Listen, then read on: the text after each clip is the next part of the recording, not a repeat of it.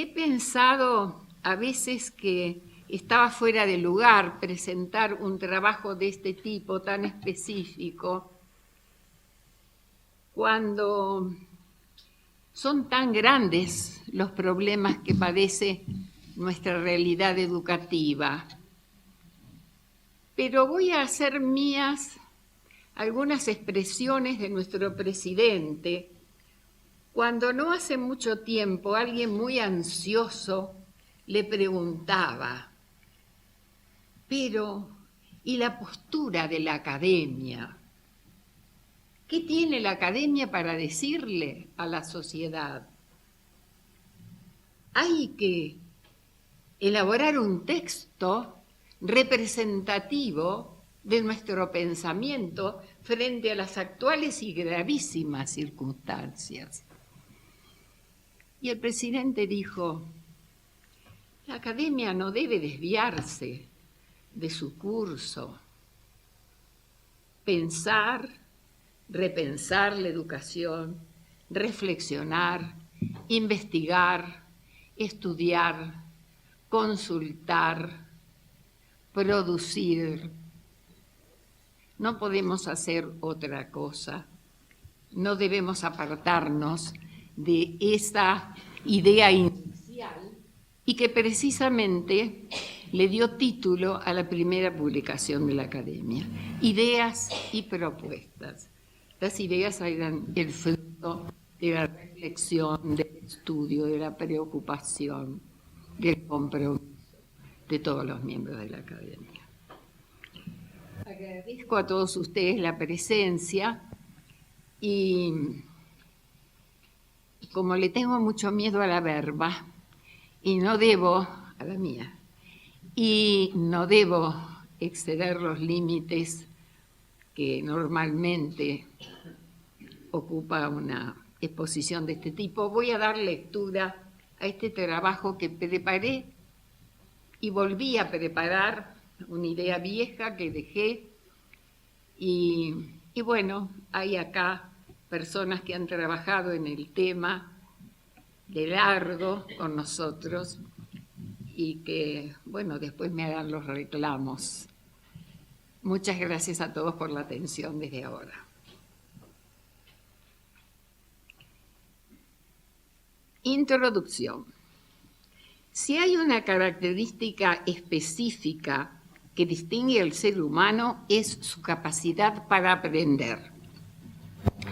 La educación es una invención humana, como sostuvo Brunner, o tal vez una propensión de la especie, porque las demás no necesitan transmitir a sus descendientes una herencia cultural.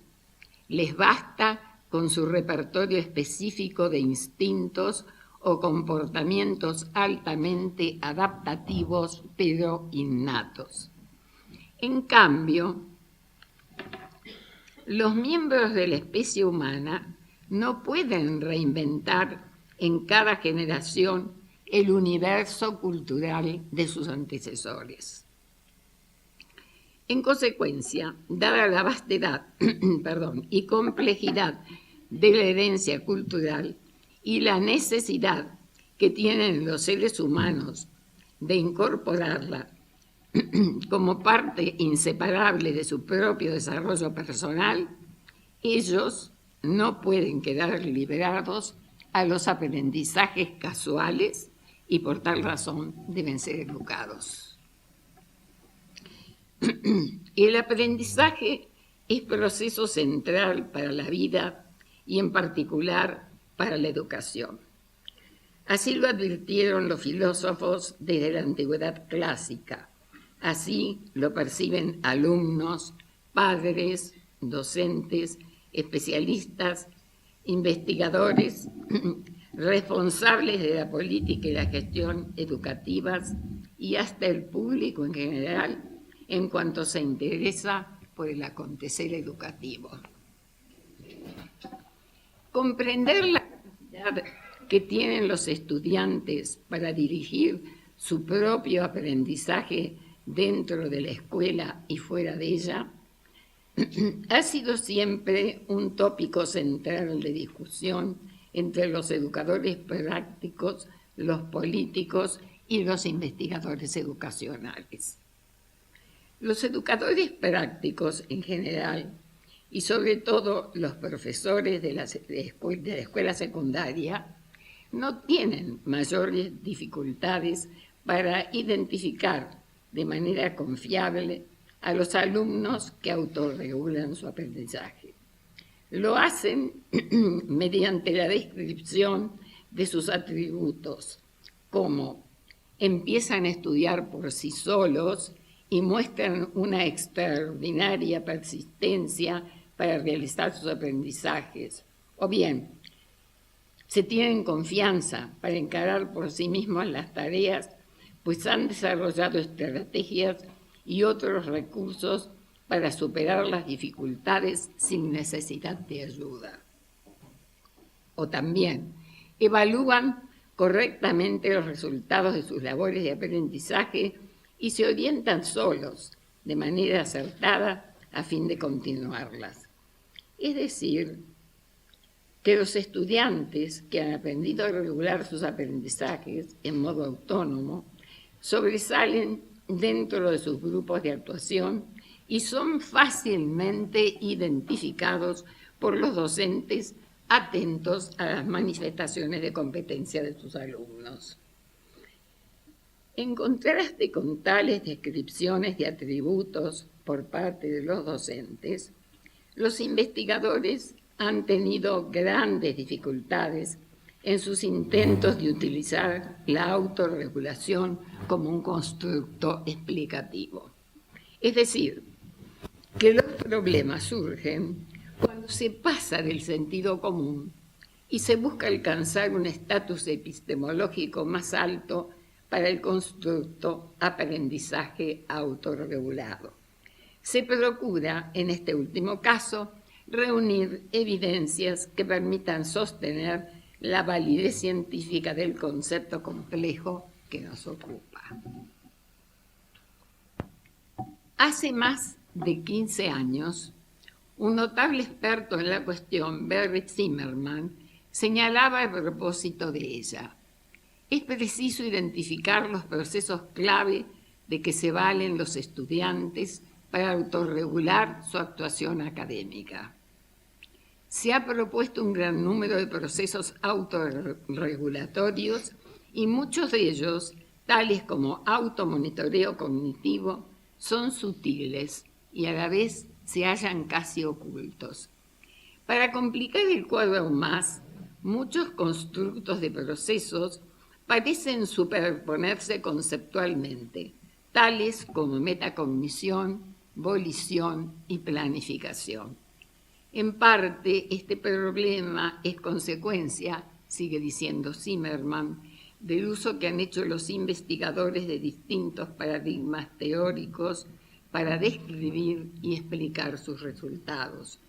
Teorías tan diversas como el conductismo, la fenomenología, la cognitivo-social, la vygotskiana, la volitiva, la atributiva, la del procesamiento de la información y la constructivista. Por todo ello, hay una necesidad de identificar y describir las dimensiones clave de la autorregulación académica de acuerdo con un marco teórico conceptual con el fin de integrar e interrelacionar los resultados empíricos. Aunque la situación es algo más clara en nuestros días. Lejos está de nuestras pretensiones en este modestísimo aporte ofrecer la versión canónica del aprendizaje autorregulado, sino más bien destacar sus principales dimensiones desde la doble perspectiva de quien aprende y de la del docente comprometido con la enseñanza.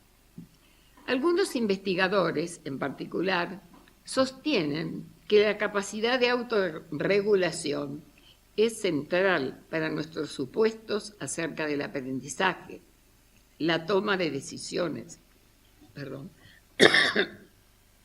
la resolución de problemas y el manejo de los recursos en educación, y han producido instrumentos de evaluación y programas de intervención a fin de promover la autorregulación.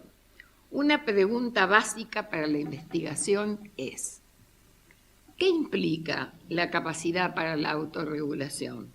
Investigadores hay que conceptualizan la autorregulación como una disposición que los estudiantes traen al aula, mientras que otros la conciben como una propiedad de la persona en situación y atiende a destrezas autorregulatorias específicas de un dominio que se desarrollan mediante la experiencia dentro y a través de situaciones concretas. Ambas perspectivas no resultan incompatibles. En esta presentación seguimos con la intención de ilustrar el interés que el tema tiene en la actualidad. Varias conceptualizaciones del aprendizaje autorregulado que se destacan en la literatura de investigación en psicología educacional, y también se hace referencia a algunos de los tipos de instrumentos que han sido construidos para medir la capacidad de autorregulación de los estudiantes. Luego examinaremos los programas de intervención diseñados para ayudar a los estudiantes a regular sus afectos, motivación, cognición y acción al servicio de las metas. Esta presentación también se ocupa de la influencia relativa de las intervenciones e identifica algunas de las restricciones que han afectado su eficacia. Nuestro compromiso con el tema. En nuestro caso, tampoco hemos permanecido ajenos a la relevancia del tema desde el punto de vista teórico y desde el de sus implicaciones para la práctica educativa. Especialmente a partir de nuestro regreso a las aulas universitarias en 1984, después de los difíciles años de alejamiento involuntario, retomamos nuestra labor en torno del estudiante universitario como protagonista del aprendizaje en el nivel superior de la enseñanza.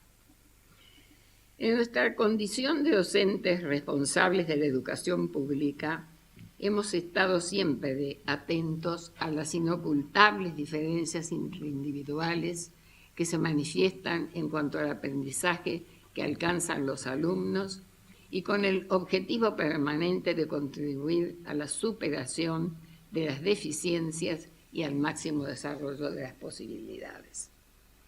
Esas diferencias no pueden atribuirse exclusivamente a las que sin duda existen en cuanto a las aptitudes de los alumnos, sino también a una multiplicidad de destrezas para la adquisición y elaboración de conocimientos que hasta transcurridas las 3/4 partes del siglo pasado se reconocían en los medios educacionales bajo la denominación de hábitos de estudio.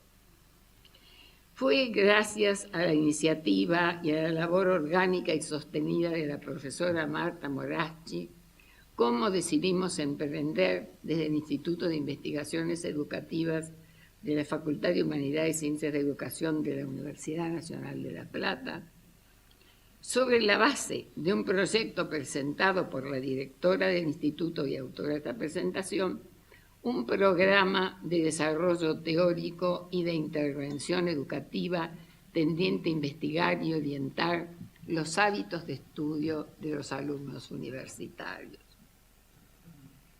Surgió así, en 1985, el programa Reflexiones sobre el oficio de estudiar, subtitulado Un servicio de la Universidad Nacional de La Plata para sus ingresantes. Su implementación fue posible en gran medida gracias a la labor inteligente de un grupo de colaboradoras, entre quienes no se puede dejar de mencionar a Sandra Eva Sualdo, Marta S. González, Analía M. Palacios y María Alejandra Pedragosa. Las dos últimas nos acompañan hoy en esta sala. Quienes tuvieron a su cargo los primeros talleres con los ingresantes y cuya experiencia permitió introducir mejoras en la labor. El programa se sustentaba en los resultados de investigaciones sobre las diferencias entre los hábitos de estudio de los buenos estudiantes y de los no exitosos, como así también acerca de la mayor o menor eficacia de los distintos métodos de estudio y de las diferencias entre los estilos cognitivos, que de suyo es un campo enorme al que no vamos a poder hacer ninguna referencia, lamentablemente. Prevalecía aún en los años 80 el supuesto de que al comenzar sus estudios universitarios, el alumno había estado desarrollando un sistema de estudio eficaz en la escuela secundaria que le permitiría decidir cuánto trabajo intelectual debía realizar en su nuevo estatus y cómo llevarlo a cabo a fin de encarar sus estudios superiores con mayor probabilidad de éxito. Sin embargo, se suponía también que algunos alumnos, un grupo minoritario indudablemente, no consideraban al estudio como una ocupación habitual a ser realizada en forma sistemática y continua. Tenían escaso conocimiento de técnicas y métodos de estudio y de su propio nivel de habilidades básicas para el aprendizaje de cualquier disciplina.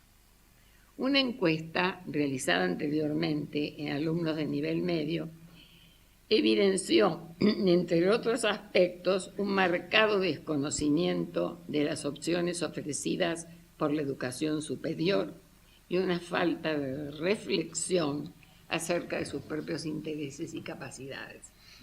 Se mostró, en suma, una escasa toma de conciencia por una tercera parte del grupo encuestado del nivel de competencias básicas en lectura, escritura, expresión oral, matemática y razonamiento verbal y numérico, y en general de las demandas intelectuales de la educación superior. Uno de los tantos ejemplos de lo que se acaba de señalar es aún hoy la protesta airada de estudiantes que no superan la llamada prueba de admisión en el ingreso en la Facultad de Ciencias Médicas en la Universidad Nacional de La Plata, por no haber resuelto los ejercicios de matemática, pues consideran que esta disciplina es ajena a la formación del médico y que, por lo tanto, la exigencia preliminar de nociones básicas de matemática constituye una demanda arbitraria de conocimientos que nada tendrían que ver con la carrera que aspiran a seguir. Precisamente ese tipo de falencias, que afectaban a un número significativo de los ingresantes, formaron parte del sustento del proyecto educativo, cuyas características venimos resumiendo y que constaba de 2 etapas, diagnóstica y de orientación hacia el estudio independiente. En la primera, el alumno asistido por el proyecto se autoadministrara una batería de instrumentos de exploración elaborada por las directoras del mismo, en cuyos detalles no corresponde extenderlos aquí, y que se encuentran en el libro Reflexiones sobre el oficio de estudiar, un portafolio para el estudio independiente de Marta Morazzi y mía, editada por la editorial de la Universidad Nacional de La Plata. Ese mismo volumen incluye la segunda etapa del proyecto hacia el estudio independiente, que contiene la serie de módulos tendientes a promover la reflexión del estudiante sobre el oficio de estudiar, expresión esta acorde a la idea del notable fundador de la Universidad Platense, don Joaquín B. González, que concebía su creación como taller de la inteligencia. Otros objetivos fundamentales de los módulos consistían en promover a los estudiantes la necesidad de encarar sus estudios en forma independiente, sin desconocer el valor de la cooperación, y alentar en los alumnos la disposición a expresar sus ideas en situaciones de comunicación con sus pares y docentes, afianzándose así en la elaboración personal y social de sus aprendizajes. La serie de módulos está integrada por varios títulos, entre los que podemos mencionar cómo controlar su tiempo y lugar de estudio, comprensión de un texto escrito, recuerdo de lo leído, cómo escuchar y aprender de la clase presencial. Otras exigencias de la labor de docencia e investigación nos indujeron a suspender la puesta en práctica de un proyecto que, aunque exitoso y útil, resultaba excesivamente demandante en su implementación para nuestro grupo, que configuramos una pequeña unidad de unas 10 personas. Quedó de aquí se tapa el libro, como testimonio de nuestra labor centrada en los hábitos de estudio del aprendiz independiente. Se apoyaba en la descripción, análisis y resultados de la actuación de los estudiantes, en quienes se evidenciaba un estrecho paralelismo entre los buenos resultados, satisfacción con los estudios, avance en sus carreras, buenas notas, graduación, y ciertas formas regulares y sistemáticas en la planificación y realización de los estudios. Ello sin descuidar la adopción de conjeturas plausibles y la adaptación o elaboración de instrumentos de exploración psicopedagógicas tendientes a caracterizar aspectos salientes de la vida mental de esos estudiantes, tales como la evaluación de los propios procesos cognitivos, metacognitivos y motivacionales.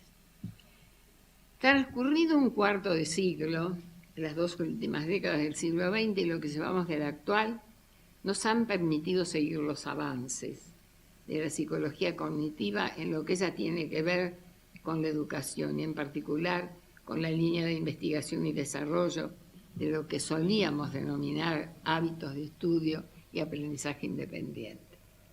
Hoy se halla claramente definida un área de investigación psicoeducacional que mantiene los objetivos de la indagación sistemática en torno de los procesos mentales y el comportamiento de quienes han logrado autonomía y eficacia para la orientación de sus aprendizajes académicos.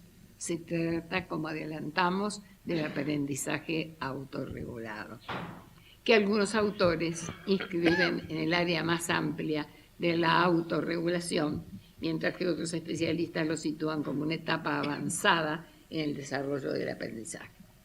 Durante los últimos 25 años, una porción considerable de la investigación en psicología educacional se ha dedicado a examinar diversas teorías del aprendizaje autorregulado. Esta labor investigativa se ha orientado hacia cuestiones tales como el conocimiento, la motivación y la voluntad de quienes procuran comprometerse con el aprendizaje autorregulado en relación con una amplia variedad de disciplinas académicas, tareas y ambientes de aprendizaje, ya sea que éste tenga lugar en el aula o en otro ámbito de estudio. Asimismo, se han propuesto numerosos modelos del aprendizaje autorregulado, que no pueden presentarse aquí, solo se hará más adelante una breve referencia dentro del programa de Cleary y Zimmerman. Es preciso recordar a esta altura algo que siempre ha de tenerse en cuenta, que el nivel de desempeño de un alumno depende de una constelación de factores personales, sociales, familiares, culturales y educativos, y que por lo tanto el aprendizaje autorregulado es tan solo una de las construcciones hipotéticas que pueden contribuir a explicar la variabilidad en tales desempeños. ¿Qué se entiende por aprendizaje autorregulado? Como ya se indicó y esta audiencia bien lo sabe, el tema no es nuevo. La autoeducación había sido discutida a lo largo de siglos como una forma de alentar a los individuos para convertirse en sus propios educadores. Es muy probable que todos estemos pensando ahora en nuestro gran Sarmiento. Si nos limitamos al campo de la psicología como disciplina científica, los trabajos de Ag a fines del siglo XIX, bajo el auge introspeccionista de la escuela de Wundt, que distinguió entre motivación y volición, y Kurt Lewin en 1928, con sus estudios sobre el papel de la motivación, donde equiparó intención con necesidad, ya en un terreno más afín con la propia educación pueden citarse a John Dewey, a William James, entre fines del siglo XIX y comienzos del XX, con sus aportes a la noción de voluntad, y dando un salto hacia la década de los 60, en el siglo pasado, y omitiendo a muchos grandes nombres, citemos a Jerome Brunner, que en Hacia una teoría de la instrucción, en 1966, dedica un luminoso capítulo a la voluntad de aprender, donde se prefiguran líneas fundamentales de lo llamado aprendizaje autorregulado. Los investigadores que persiguen el aprendizaje autorregulado inscripto en el marco más amplio de los procesos de autorregulación configuran un grupo numeroso y productivo, entre quienes pueden mencionarse, haciendo omisiones muy injustas, a Monique Bettertz, Paul Pintrich, Dale Shank y Barry Zimmerman. Sin embargo, se presentan entre ellos matices diferenciados en cuanto a la preeminencia que tienen en su preocupación por el tema el énfasis puesto sobre algún desarrollo teórico o modelo, o simplemente la investigación y desarrollo en torno de aspectos particulares. En el caso de Zimmerman, alcanzar la autorregulación es un proceso que se explica desde una perspectiva cognitiva social, basada a su vez en la concepción de Bandura. Para Zimmerman, tal vez sea la capacidad de autorregulación la más importante cualidad de los seres humanos. Nos ha ofrecido un margen adaptativo que permitió la supervivencia de nuestros ancestros cuando el cambio de condiciones condujo a otras especies a su extinción. Nuestras destrezas regulatorias o su carencia son la fuente de nuestra autopercepción como agentes, otro gran tema y dentro del pensamiento de Bandura muy significativo, que se encuentra situada en el núcleo de nuestro sentido de nosotros mismos. Y establecer de qué manera se desarrolla esta capacidad, sus varios subcomponentes y sus funciones, ha sido una de las mayores aspiraciones de la teoría y la investigación sociocognitiva. De igual importancia es la explicación acerca de disfunciones comunes en el funcionamiento autorregulatorio, tales como el automonitoreo sesgado, juicios de autoculpabilidad y otros. Los aportes de investigadores como los citados son tan numerosos y han contribuido de tal manera al enriquecimiento del tema que sería necesario para cada uno de los mencionados un detenido ensayo a fin de resumir sus ideas y propuestas. Aquí nos limitaremos a destacar algunos aspectos más salientes en la consideración actual del tema. En las últimas 2 décadas, los investigadores han estado luchando con la conceptualización y la operacionalización de la capacidad autorregulatoria, llegando a la conclusión de que no existe una simple y directa definición de ese constructo. El sistema de autorregulación comprende un conjunto de funciones complejas y supraordinadas. Cito a Carver Shire, situados en la intersección de varios campos de la investigación psicológica. Si se comparan los principales modelos de autorregulación en educación, Pintrich, en el año 2000, llega a la conclusión de que cada modelo acentúa aspectos ligeramente diferentes. Corno, por ejemplo, enfatiza los aspectos volitivos, que da la importancia a la voluntad, mientras que Wynne acentúa los aspectos cognitivos, lo que se sabe es de importancia.